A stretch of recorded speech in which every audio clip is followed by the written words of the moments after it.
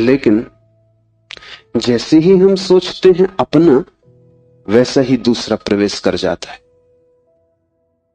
अपने का मतलब ही होता है कोई दूसरा जो अपना है। तुम्हें यह ख्याल ही नहीं आता कि तुम्हारे अतिरिक्त तुम्हारा अपना कोई भी नहीं, हो भी नहीं सकता है।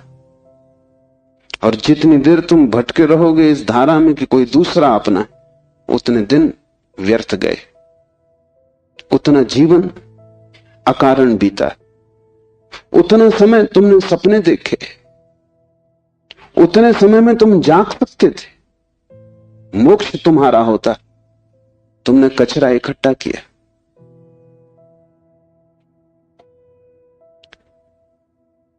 सिर्फ तुम ही तुम्हारे हो,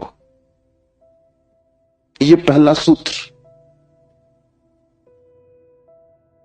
मेरे अतिरिक्त मेरा कोई भी नहीं, यह बड़ा क्रांतिकारी सूत्र है, बड़ा समाज विरोधी। क्योंकि समाज जीता इसी आधार पर है कि दूसरे अपने, जाति के लोग अपने हैं, देश के लोग अपने हैं। मेरा देश, मेरी जाति, मेरा धर्म, मेरा परिवार, मेरे का सारा खेल। समाज जीता है मेरे की धारणा पर। इसलिए धर्म समाज विरोधी तत्व है। धर्म समाज से छुटकारा है, दूसरे से छुटकारा है। और धर्म कहता है कि तुम्हारे अतिरिक्त तुम्हारा और कोई भी नहीं। ऊपर से देखने पर बड़ा स्वार्थी वचन मालूम पड़ेगा, क्योंकि ये बात हुई कि बस हम ही अपने हैं। तो तत्क्षण हमें लगता है ये तो स्वार्थ की बात। ये स्वार्थ की बात नहीं। अगर ये तुम्हें ख्याल में आ जाए, वही तुम्हारे जीवन में परार्थ और परमार्थ पैदा होगा। क्योंकि जो अभी आत्मा के भाव से ही नहीं भरा है, उसके जीवन में कोई परार्थ और कोई परमार्थ नहीं हो सकता। तुम कहते हो दूसरों को मेरा, लेकिन मेरा कह के तुम करते क्या हो? मेरा कह के तुम उन्हें चूसते हो। मेरा तुम्हारा शोषण का हिस्सा है, फैलाव है। जिसको भी तुम मेरा कहते हो, तुम उसे गुलाम बनाते, तुम उसे अपने परिग्रह में परिवर्तित कर देते। मेरी पत्नी, मेरा पति, मेरा बेटा, मेरा पिता, तुम करते क्या हो? इस मेरे के पीछे, इस मेरे के पर्दे के पीछे तुम्हारे संबंध का मूल आधार क्या है? तुम चूसते हो, तुम शोषण करते हो, तुम दूसरे का उपयोग करते हो।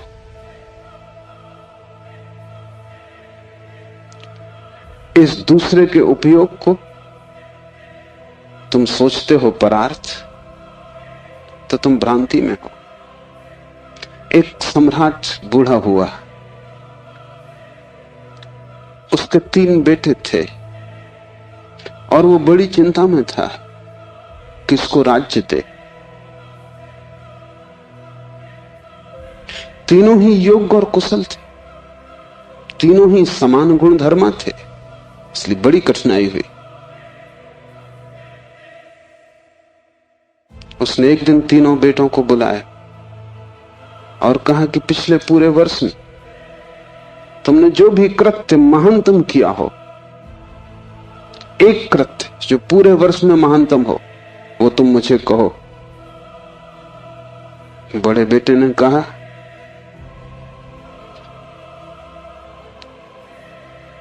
कि गांव का जो सबसे बड़ा धनपति वो तीर्थ यात्रा पर जा रहा था। उसने करोड़ों रुपए के हीरे जवाहरात बिना गिने, बिना किसी हिसाब किताब के, बिना किसी दस्तखत लिए मेरे पास रख दिए और कहा कि जब मैं लौट आऊंगा तीर्थ यात्रा से, मुझे वापस लौटा देना। चाहता मैं तो पूरे भी पा जा सकता था, क्योंकि न कोई लिखा पड़ी थी, न कोई गवाह था। इतना भी न करता तो थोड़े बहुत बहुमूल्य हीरे में बचा लेता तो कोई कठिनाई न थी, क्योंकि उस आदमी ने ना तो गिने थे और ना कोई संख्या रखी थी। लेकिन मैंने सब जैसी की जैसी थैली वापस लौटा दी। पिता ने कहा तुमने भला किया, लेकिन मैं तुमसे पूछता हूं कि अगर तुमने कुछ रख लिए होते तो तुम्हें पश्चाताप, गिलानी, अपराध का भाव पकड़ता या नहीं? उस बेटे ने कहा निश्चित पकड़ता। तो बाप ने कहा इसमें परोपकार कुछ भी न हुआ, तुम सिर्फ अपने पश्चाताप, अपनी पीड़ा से बचने के लिए ये किए, इसमें परोपकार क्या हुआ? हीरे बचाते तो ग्लानि मन को पीड़ा देती, कांटे की तरह चुभती, उस कांटे से बचने के लिए तुमने हीरे वापस दिए। काम तुमने अच्छा किया, ठीक है, लेकिन परोपकार कुछ भी ना हुआ।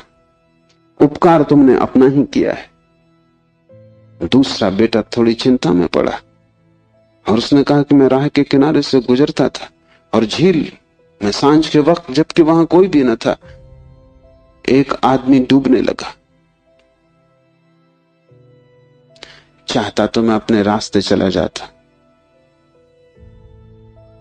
सुना अनसुना कर देता, लेकिन मैंने तत्क्षण छलांग मारी, अपने जीवन को खतरे में डाला और उस आदमी को बाहर निकाला। बाप ने कहा तुमने ठीक किया, लेकिन अगर तुम चले जाते और ना निकालते तो क्या उस आदमी की मृत्यु सदा तुम्हारा पीछा न करती?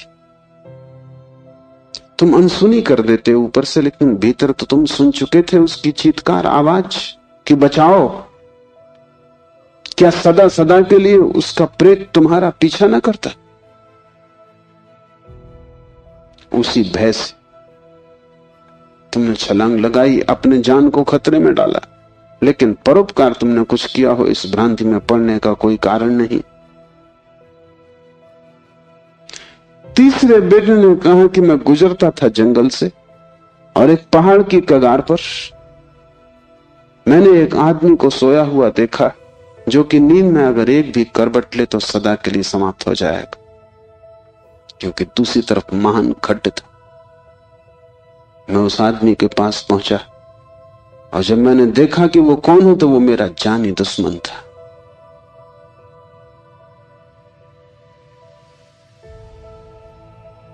मैं चुपचाप अपने रास्ते पे जा सकता था।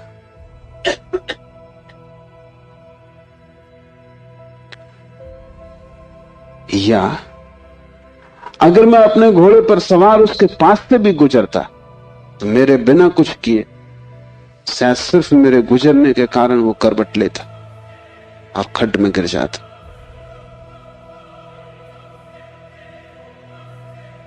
लेकिन मैं आहिस्ते से जमीन पर सरकता हुआ उसके पास पहुंचा कि कहीं मेरी आहट में वो गिर न जाए।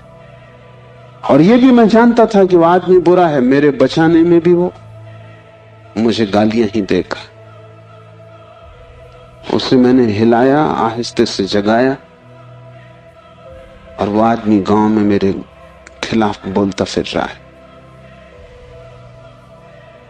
क्योंकि वो आदमी कहता है मैं मरने ही वहां गया था।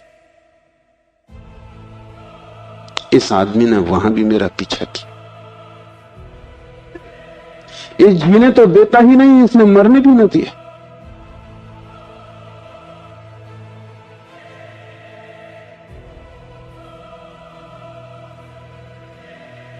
पिता ने कहा तुम दोस्त से बेहतर हो, लेकिन परोपकार ये भी नहीं। क्यों? क्योंकि तुम अहंकार से फूले नहीं समा रहे हो कि तुमने कुछ बड़ा कार्य कर दिया। बोलते हो तो तुम्हारी आंखों की चमक और हो जाती, कहते हो तो तुम्हारा सीना फूल जाता है। और जिस कृत्य से अहंकार निर्मित होता हो वो परोपकार न रहा। बड़े सूक्ष्म मार्ग से तुमने अपने अहंकार को उससे भर लिया। तुम सोच रहे हो तुम बड़े धार्मिक और परोपकारी, तुम इन दो से बेहतर हो, लेकिन मुझे राज्य के मालिक के लिए किसी तीसरे की ही तलाश, चौथे की ही तलाश करनी पड़ेगी। जब तुम परोपकार करते हो तब तुम कर नहीं सकते, क्योंकि जिसे अपना ही पता नहीं है वो परोपकार करेगा कैसे? तुम चाहे सोचते हो कि तुम कर रहे हो गरीब की सेवा, अस्पताल में बीमार के पैर दबा रहे हो, लेकिन अगर तुम गौर से खोजोगे तो तुम कहीं ना कहीं अपने अहंकार को ही भरता हुआ पाओगे। और अगर तुम्हारा अहंकार ही सेवा से भरता है तो सेवा भी शोषण। आत्मज्ञान के पहले कोई व्यक्ति परोपकारी नहीं हो सकता, क्योंकि स्वयं को जाने बिना इतनी बड़ी क्रांति हो ही नहीं सकती। मैंने सुना है कि मुल्ला नसरुद्दीन की पत्नी उससे झगड़ रही और कह रही थी कि मामला क्या है, एक दफा साफ हो जाना चाहिए। तुम मेरे सभी रिश्तेदारों को नफरत और घृणा क्यों करते हो? नसरुद्दीन ने कहा यह बात गलत है, यह बात तथ्यगत भी नहीं है, और मैं इसका प्रमाण है मेरे पास। और प्रमाण यह है कि मैं तुम्हारी सास को अपनी सास से ज्यादा चाहता हूं। अहंकार ऐसे रास्ते खोजता, ऊपर से दिखता है कि तुम परोपकार कर रहे हो, लेकिन भीतर तुम ही खड़े होते हो। और जितनी सूक्ष्म हो जाती है यात्रा, उतनी ही पकड़ के बाहर हो जाती।